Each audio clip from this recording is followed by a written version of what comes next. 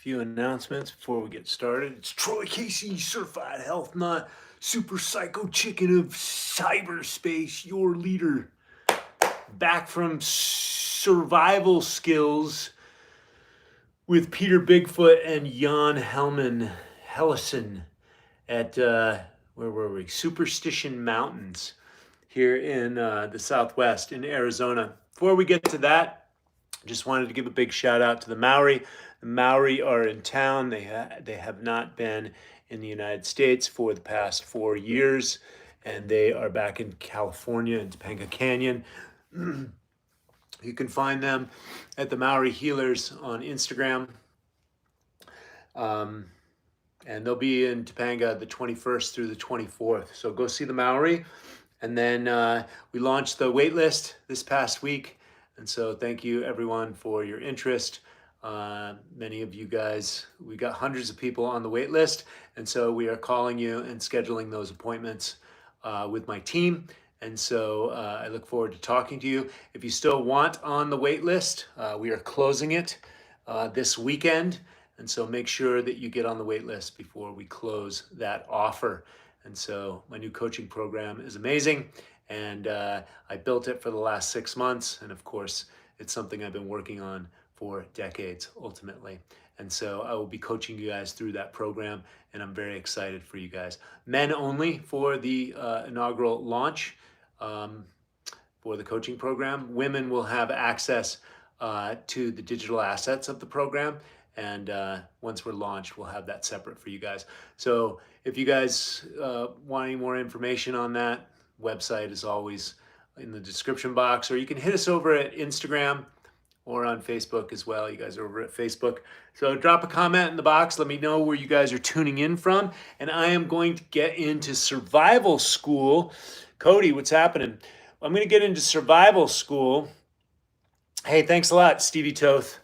Yeah, new program is amazing. I'm very excited to be helping so many people out there, and I'm grateful for all you guys following my work and allowing me to be of service to the community, humanity, etc. All right, without further ado, guys, I went to survival school because I think there are useful techniques like building fire, building shelter, collecting water, and food, right? These are the 4 human needs.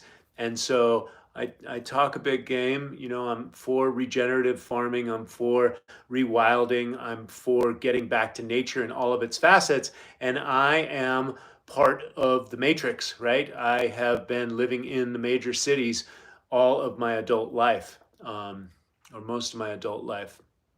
And so I've been living, you know, in the matrix: Miami, New York, Tokyo, Paris, Milan, Los Angeles for 25 years. And I just recently, you know, moved to Sedona. That was a little bit more rural. And I just noticed that the matrix was completely embedded there as well. And so I took it one step further, put my money where my mouth is, and went and studied with Peter Bigfoot, the herbalist and healer up in the Superstition Mountains, at his farm. And then he had one of his students, Jan Helleson, of southwestsurvival.com. He taught primitive skills as well as modern survival skills to survive with a knife or without a knife. So that brings us into the first level of the teachings. He showed us how to make knives from rocks. So you get rocks and you have to, one is like an igneous rock, it's very dense, and then the other one has like glass material or crystal material, and it kind of has a chink to it when you put those two together. And you can get these stones around a dry creek bed.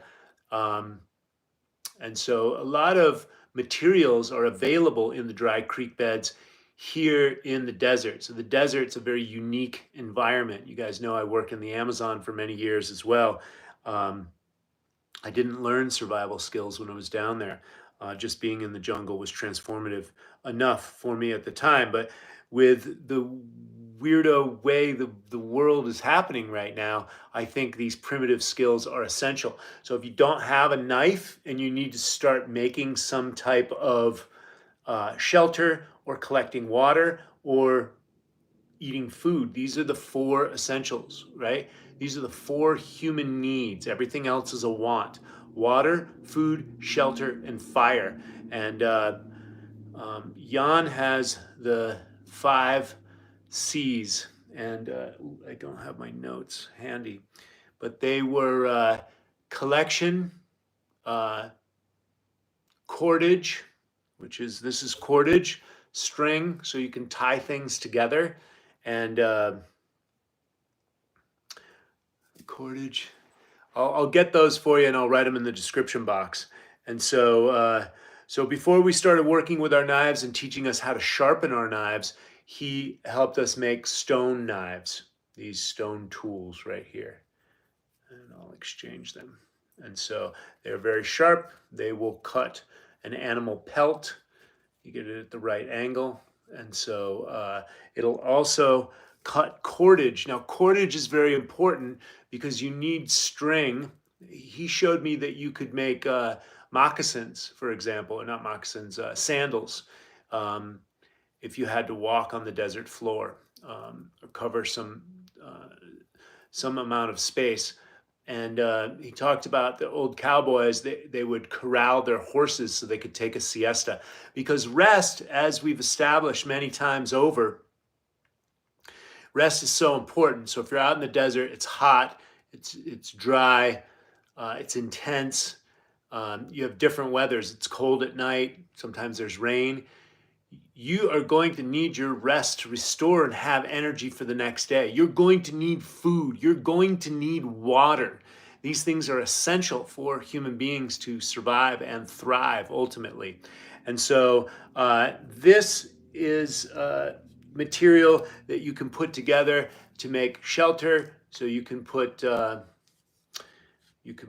what did he call these? These are like crosses. You tie them together here, and then you can put together a string. He recommends you travel with string, or if you go out into the wild, that you have string.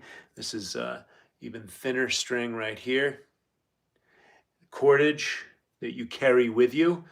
If you don't have that, you can go into the agave plant and or the yucca plant. This comes from yucca. And so, and again,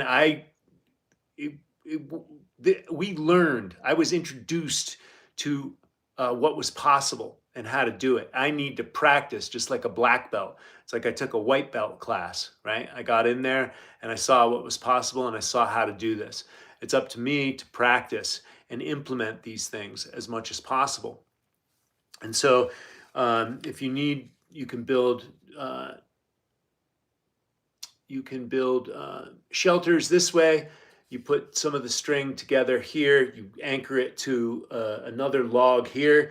You take your knife to chop down wood, or the dead wood that's available, or the rotted cactus that has wood inside of it as well. Those very soft wood. So many tools in the desert, and to make them useful. And so drop a comment in the box and let me know where you guys are tuning in from. And if you guys have ever been, to survival skill schools. And so we learned how to put little notches so that when you tie the cordage, it grabs. So this was for fire, and this is fire by friction. These pieces of wood come from saguaro cactuses. And so you get this in here. And then this is supposed to be nice and tight. And so as you can see, it goes back and forth. Woo! And I will be posting this up on my story. I did light fire. I did have success. So you get that into place. Put that on top of the other piece of wood, and then you have a hand. Don't have the perfect angle. And it's more like playing an instrument than it is brute force. So there you go. The hand goes up here. The other hand's free. You slide that back and forth. And then you put your foot on this and back and forth. You actually cut a hole out in here, a little triangle hole, and the embers go on like a juniper bark. It's very dry and it will start tinder. And so I was able to light fire my first time, which is challenging. And I could only imagine if there was rain. I think Jan lived with the Apache, and he was speaking about many of the primitive ways. And they say when it rains, there is no fire. So this was one of the first things that we learned. We also learned basic rudimentary elements about how to tie a knot, right? Which I don't have a lot of skills in, guys, right? And so this was just a very simple knot, and then you can tighten it up. It was an X knot. And again, it wasn't a class on all knife cutting, knife sharpening, knot tying. He really went through as many skills as he could possibly lay out in the shortest amount of time. I was pretty overwhelmed as far as a workshop. His teachings were very complete, and many. We just didn't spend a lot of time on them. This is a trap. This is for small game, small animals, like a bird, right? It's a very small hole, and you put this in like leaves where they hop down to the water, and they hop in it, and then it catches them, and then do I not have this tied right? Okay, well, it's back to the drawing board, because when you're out in nature and you got nothing else to do, you can work on this, right? There's no cell phones, and you're working on your survival. And so you work to tie a slip knot, and then boom, it catches. They had another, I'd like to know where my wire is. They had one for bunny rabbits that was a wire that you could also use. It's so invisible, I can't see it. It's right in front of my face. And so, okay, all right, moving on. So again, we covered fire, and we covered a little bit of the shelter with the cordage. And then this is also another trap. So this goes around the animal. Actually, this doesn't go underneath the animal. This goes underneath a rock, right? And then you put the food in here, you wrap around it, whatever type of food, maybe a piece of cactus. And then the animal, like a mouse or something, comes in, and this collapses and the rock falls on them and crushes them. There are many things that are fragile, like the bunnies, for example. That is not for bunnies, that's more for field mouses. Then you have to boil them, and boil any kind of lice or mites or lice off of them. This is an Apache star. I think traditionally they're about 1.5 feet. They can be longer, but I thought this was cool because this was pretty simple to make. You had to dig out like a Lincoln log match, just a little square. You dig that out, then you match these up, and then you tie it down. Again, you could have used the natural cordage for that as well. And so, and then you impale little animals with this, and you can eat that. And, you know, a couple of these guys were vegans. They were pretty funny. They were calling themselves vegans. And so Jan and Peter Bigfoot were vegans at one point, until they both saw wild animals. You know, one bigger animal took out the smaller animals. And so mountain lion right in front of them Another time, a mountain lion left a deer right in front of both of these guys. And they were vegans for a while. And Peter realized when he got his farmland that he was putting so much output that he needed protein to sustain himself.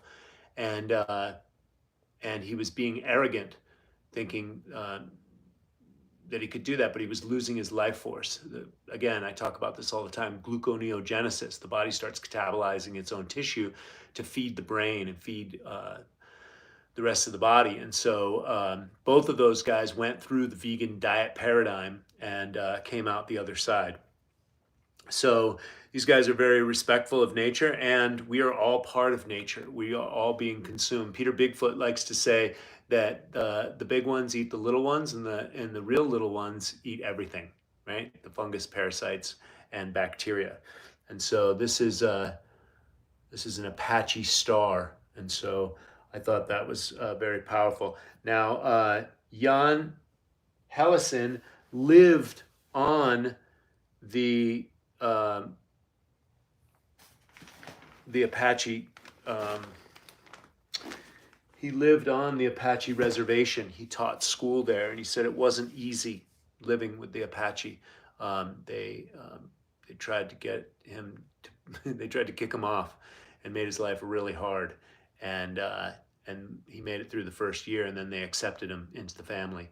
And he taught a lot of sacred elements and brought all these primitive skills to understanding for us. Now, this is both me and my daughter made one of these. This is an atlatl, which atl, I do believe, means stick, and atlatl is double stick. And so this is, so you've got the cordage that ties it together right there. This is the point. And then you get another spear. See, this thing needs to be retied already. I shot it a couple of times. And then this is the other stick, the atlatl.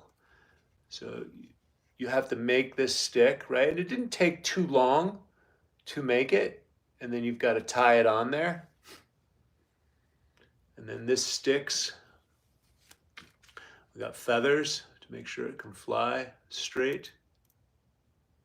This goes right up in here. You cut a little divot into there. And again, all these knots need to be retied, but his main thing was getting us started.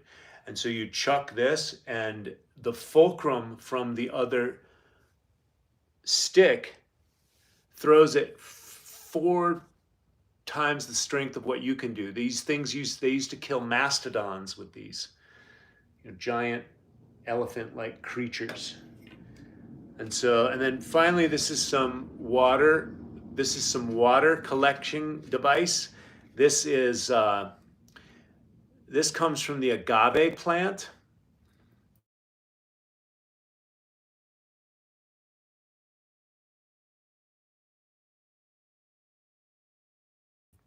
Sorry, I was just getting a call. We hollowed that out. It took a little while, and this can carry water. You need stuff out in the wild if you don't have anything, to survive. You can also put plants and herbs, which I'm about to cover. So water, food, shelter, and fire. Those are the 4 things you need to survive. He made a glue out of tree sap and charcoal from the fire. So this will seal it. And if you come across water, most of the water needs to be boiled. This is Athena. She's got her little, she's got her traps in here. And so you can collect water in this. He taught us multiple water collection and water purification ways. Ultimately, you're going to have to boil most of the wild water out of there to sidestep getting giardia. You can get sick in the wild, and so they taught us plants how to help us heal. If we got snake bites, scorpion bites,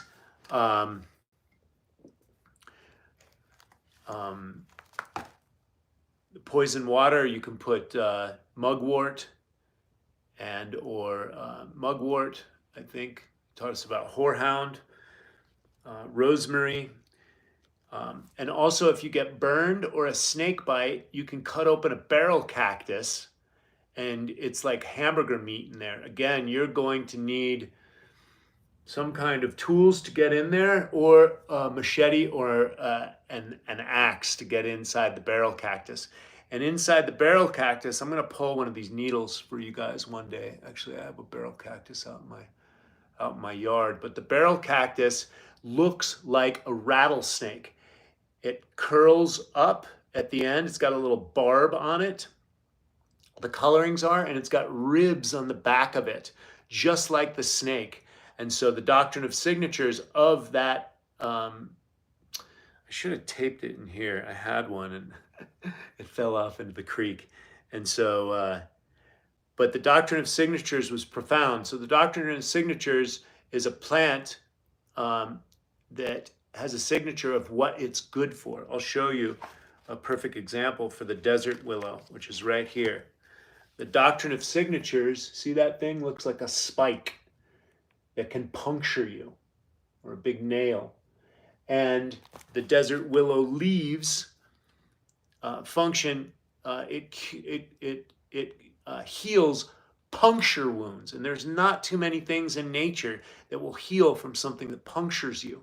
And so he talked about many anecdotal stories. They were working on a house up there.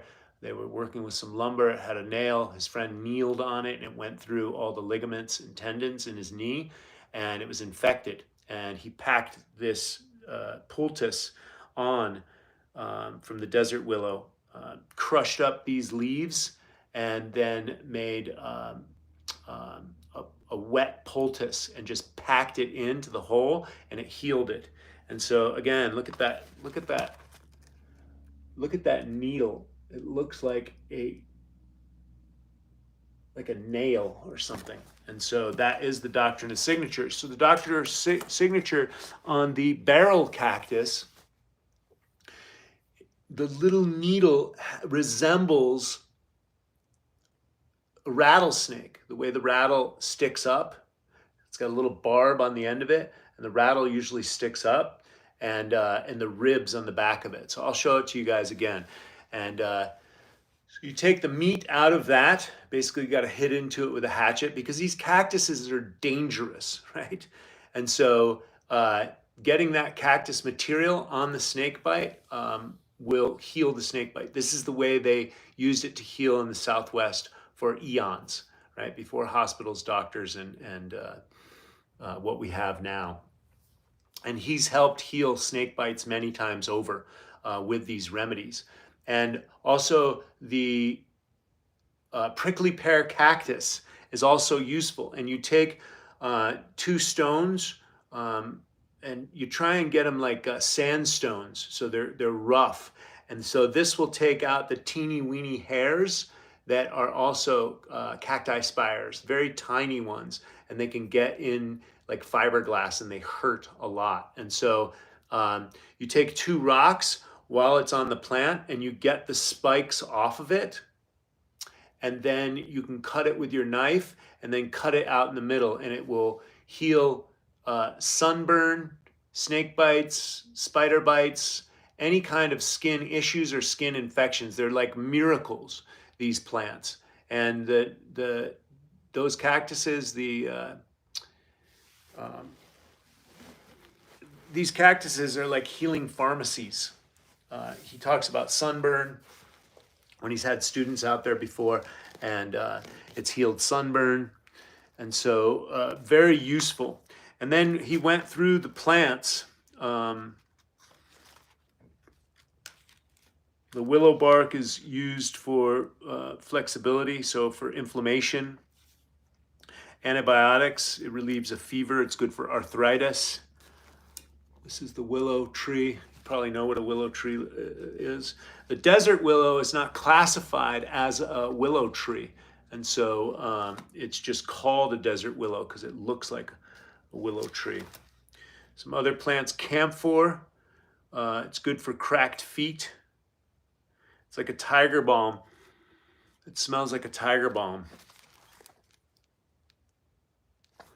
And so a lot of these things can be mashed up. You can do a spit poultice and then apply it. This is mesquite, which is completely edible. The leaves, he tells a story about the cows were eating the leaves, and so he tried some of them, and it gave him a lot of power. The mesquite pods, they should be cooked or roasted over the fire because there's also little bugs and critters that are in them as well. But basically, you can eat those and fill up on them. And so all in all, guys, it was fascinating. I recommend, if you are inspired by this at all, go on revismountain.com, revismountain.org. Revis, you spell Reevis, mountain.org, and go on and see what classes. He's got healing classes with herbs and oriental acupressure. He teaches classes on that. He's got some off-grid classes on farming as well. He's got 11 acres up there, and this is in a very inhospitable environment, and he's living off-grid for almost 40 years, and he walked the desert one time for 85 miles in the heat of summer and survived. He talks about he came across some water and he was severely dehydrated, and there was a dead cow in it. And he figured out how to boil the water and then put mugwort in there, and he drank it, and he was fine. And he also, had other challenges throughout those 15 days. And he prayed and used a lot of meditation as well. And so he's a very good teacher. I recommend studying with him. And so, and I recommend, trying to light a fire by friction. It makes you show you, how powerful it is to have skills and understanding of the world that we live in beyond the domestication that we live in. At one point, Peter Bigfoot read a story from a man who was in the Bosnian War in 92 to 95. And he said within 3 days, even though the politicians on the TV said everything was okay, within 3 days, there was complete pandemonium. And this lasted for 2 years. And it was like living in hell. And there was no preparation really to be done for it. But he said, living out in a more rural area would have probably taken care of most of the problems. So, I pray for peace. I pray for humanity. I pray for my family. I pray for all you guys. And I pray that we find peace in this world so that we can continue to live in an egalitarian state where we help each other and we, collaborate with each other. And so I appreciate you guys tuning in. And again, I recommend checking out Peter Bigfoot at revismountain.org. Mark Min, he's in your neighborhood. He's a good guy to study with. And I think anybody who studies with those guys will get a lot out of it. It was one of the best workshops that I had taken in a while. And so, I gave them all a bunch of liquid sunshine too. And so they like what we're doing. They're not averse to the matrix. They are part of this, all these systems as well. And so they seem to be quite happy. I like Peter Bigfoot. We did a meditation before we ate every day. We sung songs, zippity doo dah, zippity yay. We generated a little bit more joy, and I thought that was nice to be involved with. I stayed in a small cabin with my daughter, and check out the classes that he has up there, and I will post that and pin it on this show. Facebook, have a great day. I'll see you soon. And YouTube, I will answer your questions here. Hey, Troy, I just watched your new video on ibogaine. So deep, man. Thank you for being so genuine and human in the heart. Thank you, Simone. I really appreciate you. I think we're all going through an incredible amount of stuff right now. And I just think it is a miracle that you know we're all living here, and I think it's really time that we come together and you know, work on another level or not.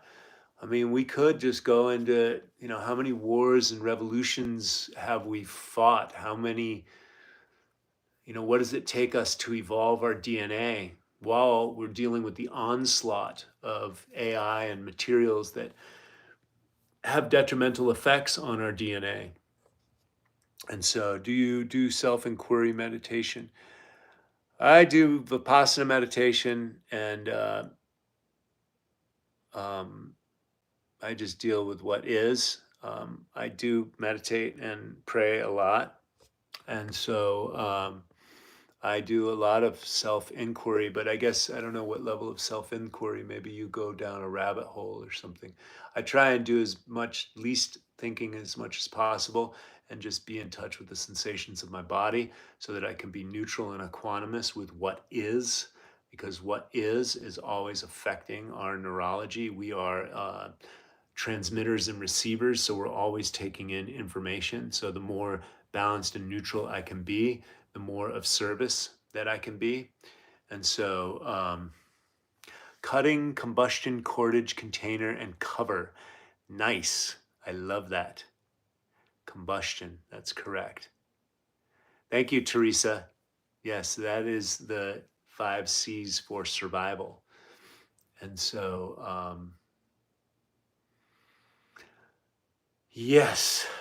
Thank you for letting me share it with you guys. I really like the stone tools, right? That's a knife. Look at how sharp that thing is. And I got the use out of my knives. I had this one knife for 20 years and I got a lot of use out of it. This is, I really enjoyed this atlatl though too. I mean, I was able to build something in a very small amount of time. This was my favorite though, because this seemed so easy to build, and there are quail and rabbits everywhere. Um, this one looked like a real interesting snare or trap, right? You can tie this up to a tree, um, and then the bird goes right in this little hole. Can't even see it. And they bounce in there, and then they get snagged up, and they'll get caught. So, and then there's the preparation. We harvested a chicken one day, and the next day, a bobcat annihilated 2 chickens, probably took another one out. And then he was going to use that as bait to capture the bobcat. And I think he was a little pissed, but I think he's going to capture the bobcat and just take him out of town, type of thing. I don't think he was going to kill it. A lot of respect and reverence for nature, for animals, for living. And again, these guys had went vegan for many years and got into the vegan zealotry until it almost killed them, right? It's not too good for survival. And so they have a, you know, great understanding and respect and reverence for food in general. I mean, it was powerful. There wasn't a lot of store bought food out there. We all brought a potluck the first day, and then everything else came off the farm. We ate chicken soup, and he put the organs, everything in there, and the skin. And so it was a powerful soup. It was a really powerful soup. And so I haven't seen you in ages on YouTube. Looking great, dude. Thanks, Fifi. Thank you for the knowledge sharing. You're welcome. I appreciate you, Brian. I could use some coaching for sure. Brian, we've got the Fit and Free Legacy Method I just launched. We're on the wait list this week. And so if you want in on this coaching program, I don't think I'll be offering this again, especially the offer that we have. It's very unique. And I haven't done online coaching for a while. And so if you want in, get on the wait list, fitandfreelegacy.com, fitandfreelegacy.com, guys. I appreciate you. Wow, survival school, that's awesome. You touch base on so many great things. Thank you, Wendy. Hey, Matthias, good to see you, man. So I hope you guys enjoyed that and got something out of my survival school. And go on Jan Helleson's website as well, southwestsurvival.com, southwestsurvival.com. Peter Bigfoot is at revismountain.org, revismountain.org. And all those guys are going to be in Phoenix this weekend. There's an event here at the Giving Tree Cafe, and those guys will be here, and so will I. I am Italian, and something is wrong in writing. Living in PA, there's definitely an abundance around my wooded area that heals and provides for you. You just need to learn what is. That's correct, Brian Seeds. And so I appreciate you guys so much. God bless.